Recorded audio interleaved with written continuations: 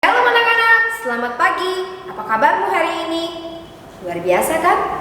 Mari kita sama-sama mau angkat satu pujian untuk memulai hari ini, memuji Tuhan, dan kita mau ingat kembali betapa banyak karya Tuhan, betapa besar kasih Tuhan dalam hidup kita.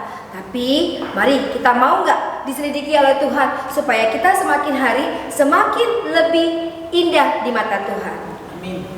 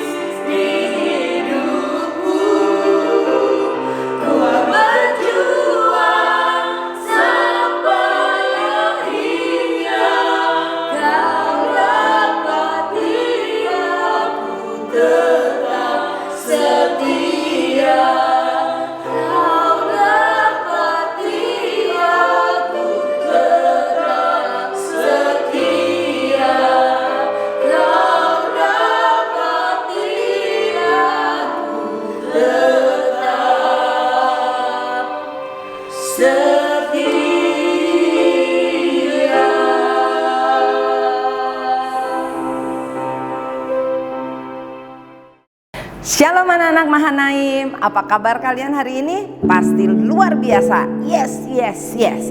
Amin. Tepuk tangan dulu lah buat Tuhan Yesus. Kita mau mengucap syukur untuk setiap kasih dan kebaikan Tuhan, penyertaan dan perlindungan Tuhan, sehingga kita semua dalam keadaan sehat-sehat sampai hari ini. Amin.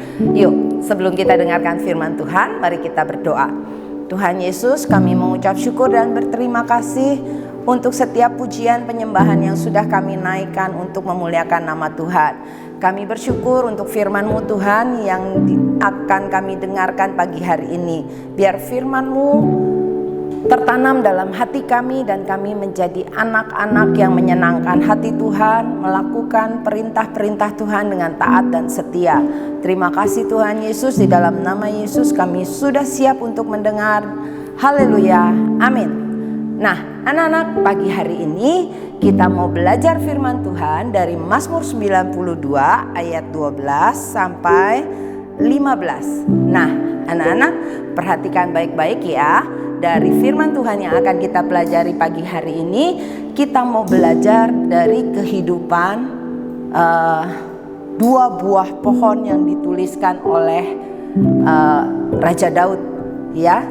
Begini firman Tuhan, Mazmur 92 ayat 12, orang benar akan bertunas seperti pohon korma, akan tumbuh subur seperti pohon aras di Libanon. Mereka yang ditanam di bait Tuhan akan bertunas di pelataran Allah kita.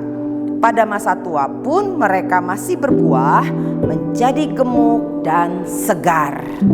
Untuk memberitakan bahwa Tuhan itu benar dan bahwa Ia gunung batuku dan tidak ada kecurangan padanya. Amin. Nah, anak-anak, jadi firman pagi hari ini kita mau belajar dari kehidupan pohon korma dan pohon aras. Pohon korma dan pohon aras. Nah, kedua pohon ini hidupnya ada di padang gurun. Pohon korma dan pohon aras, ya, dua-duanya bukan ada di tanah yang lembek, bukan ada di tanah yang subur, di tempat yang enak, tapi mereka ada di padang gurun. Apalagi pohon aras. Pohon aras itu ada di padang gurun, di atas bukit, di atas batu-batu, ya. Pohon aras itu bisa tumbuh, bisa jadi besar, bisa jadi kuat di atas bukit batu. Nah, kok bisa ya? Kita mau belajar dari dua pohon ini. Yang pertama, pohon korma. Anak-anak bisa lihat videonya dari pohon korma ini.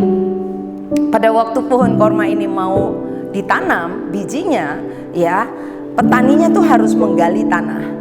Dia gali tanah kurang lebih 20-30 cm. Udah itu ditaruh nih benihnya, ya. Benih korma itu ditaruh di dalam lubang yang sudah digali, yang sudah disiapkan oleh petani kurma. Terus sudah itu apakah langsung ditinggal begitu aja? Tidak. Petani itu akan menutup tanah yang ada benih kurmanya itu dengan batu. Ditaruh batu yang besar-besar di atas benih itu, dan pada waktu benih itu mau tumbuh, anak-anak tahu dia nggak bisa naik ke atas, nggak bisa tumbuh ke atas. Karena apa? Karena ada batunya, ya. Karena ada batunya, batu yang menghalangi pohon korma itu untuk tumbuh ke atas. Lalu bagaimana? Nggak bisa tumbuh ke atas. Nah, pohon kormanya itu tumbuhnya ke dalam. Akarnya dulu yang tumbuh. Akarnya tumbuh terus ke dalam, terus ke dalam, terus ke dalam sampai jadi kuat. Terus ke dalam sampai akarnya itu menemukan sumber air. Sampai menemukan sumber air. Begitu ketemu sumber airnya, anak-anak tahu, begitu ketemu sumber airnya, maka tanaman korma ini baru tumbuh ke atas, dan dia akan terus tumbuh ke atas, terus tumbuh ke atas. Batu yang menekan itu didorong terus sampai akhirnya batunya terpental, ya, sampai akhirnya batunya itu tidak lagi menghalangi pohon ini, dan pohon ini akan terus bisa mendorong batu itu, dan pohon ini akhirnya tumbuh. Dan semakin hari semakin bertambah besar, semakin tambah besar. Akarnya ke dalam sudah kuat. Nah, anak-anak, akhirnya bagaimana pohon korma ini bisa bertahan hidup dalam segala cuaca. Ya, cuaca seperti apapun tidak mempengaruhi pohon korma ini. Pohon korma ini tidak menjadi layu dan tidak mati. Karena apa? Karena dia sudah tertanam dengan kuat di situ. Ada angin besar, dia tetap berdiri dengan kuat. Cuaca panas, cuaca dingin, dia tetap bisa bertahan hidup. Nah, anak-anak, itu pohon korma. Nah, pohon korma ini adanya di padang gurun. Anak-anak tahu, orang-orang di Timur Tengah pada waktu dia berjalan di padang gurun, kalau melihat pohon korma, wah mereka itu bahagia banget. Hatinya sangat bersukacita. Mereka sangat senang kalau melihat, ada pohon korma. Pohon kormanya ada buahnya lagi. Mereka senang banget, itu jadi hiburan buat mereka setelah mereka menjalani padang gurun sekian lama. Kalau melihat pohon korma itu rasanya wah senang banget, kayak udah ketemu apa tahu. Nah, jadi pada waktu mereka lihat pohon korma itu, anak-anak tahu kenapa mereka senang? Karena buah korma itu manis rasanya. Terus biasanya kalau ada pohon korma di situ, maka nggak jauh dari pohon itu akan ada oase. Oase itu artinya mata air. Ya, kenapa bisa ada mata air? Karena si pohon korma ini berakar ke dalam sampai menemukan sumber air, dan air itu akan mengalir dan keluar ke atas menjadi mata air. Nah, anak-anak, dalam kehidupan kita banyak masalah, apalagi seperti sekarang ini, situasi sangat tidak enak. Ya, anak-anak harus di rumah terus, bahkan anak-anak tidak bisa ke sekolah, anak-anak juga tidak bisa sekolah minggu, di rumah saja. Anak-anak lagi yang harus di rumah saja. Anak-anak juga nggak bisa pergi berrekreasi, tempat bermain anak-anak semuanya ditutup. Karena apa? Karena takut anak-anak ketularan, sakit, ya, kena COVID-19 dan seterusnya. Ini hari-hari yang sangat tidak enak. Anak-anak, apa yang harus kita lakukan? Ayo, di masa-masa yang sulit seperti sekarang ini, kita harus tetap menghasilkan buah yang manis dalam perkataan kita, dalam perbuatan kita, di hadapan Tuhan, di hadapan papa mama, di hadapan orang-orang yang ada di sekitar kita.